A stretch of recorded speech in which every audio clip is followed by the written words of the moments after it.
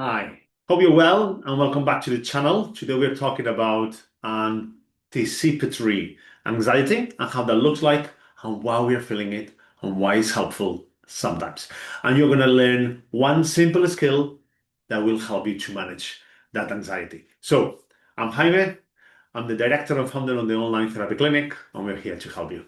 Let's start. So, you might be wondering, why do we build to a situation, why we anticipate and what we are feeling about it? So, as a very simple reason, is to help us to survive. We build into a situation so we can feel anxious, to prepare for things to come in. So, what happens with anticipatory anxiety? And it's a difficult word, so anticipatory anxiety, call it build-up anxiety. So we are building up. And anticipatory anxiety is sometimes unwanted, sometimes is intrusive, and is certainly unpleasant. What happens is that our mind will go on override and we'll start driving those what ifs that catastrophic future orientated. If you think from a keeping alive survival, that help us to prepare for the situation that is coming. So it is not actually unhelpful. In fact, it does keep us on our toes. It does give us a sense of urgency to solve something. It does give us a bit of like a stress, so we can perform a bit better, so we can deal with a situation a bit better. When it becomes difficult or when it becomes problematic, and this is something I'll be talking in another video about behaviors that they are helpful in one side and be helpful that they in the same behavior may be unhelpful on another side of your life, right? So from a point of view of the anticipation, we are trying to help ourselves to deal with the situation of that.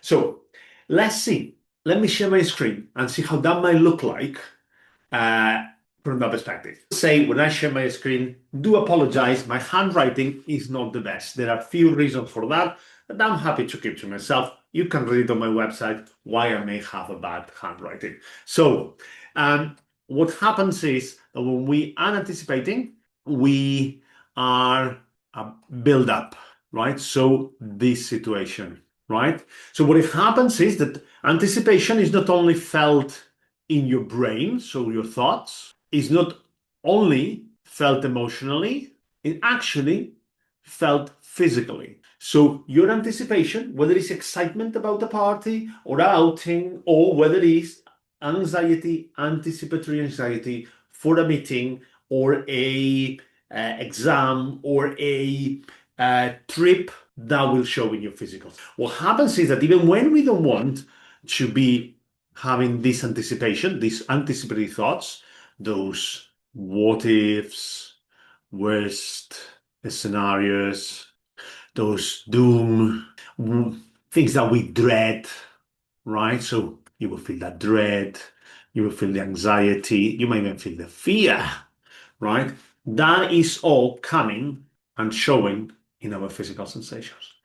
And then, as we would do always, we would help ourselves. So we do something that may be skillful or unskillful, meaning it will help us or not help us in the short term or the long term. So it could help us in the long term or in the short term. We don't know. What we know is that it's very, very likely that when we get here to the actual situation, our anxiety, our fear, our dread, so our emotions have been heightened. Yeah?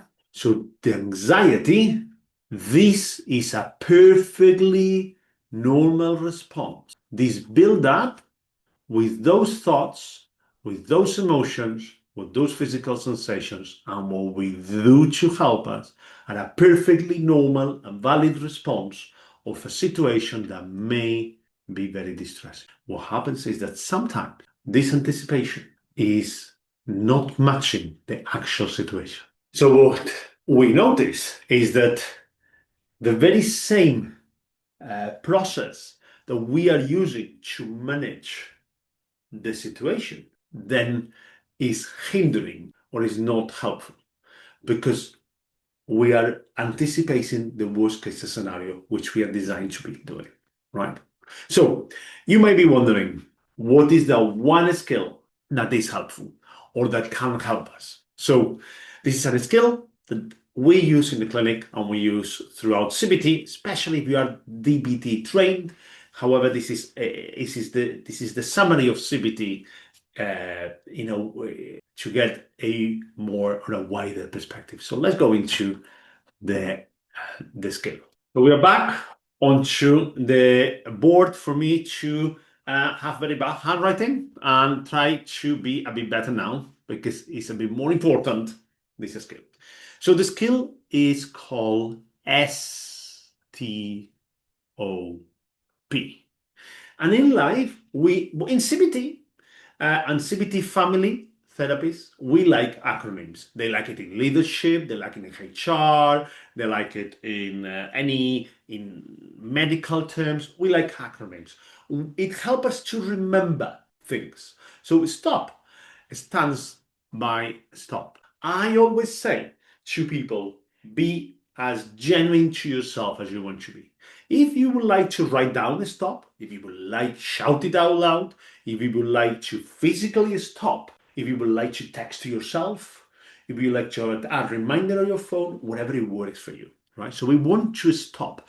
Once you notice that there is that build-up or that you are starting to feel an overwhelming sense of build-up and anticipatory anxiety, whether it's intrusive, whether it's unwanted, or whether you are finding that it might help you going forward. Ultimately, what you're trying is to find whether it's distressing and whether it's helpful for you.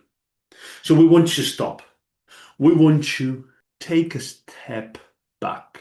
And you take a step back, we all take a step back very often in our life, whether it's at work, whether it's when we are driving, whether it's when we are talking to someone. We take a step back to get perspective. And if you see, the more I step back, the more you see of me. The more I step in, whoop, the less you see of me. So what we want is to take a step back. We want to take perspective. So we think about perspective. We are here, yeah? We are here in that build-up. We are not getting the perspective of this situation.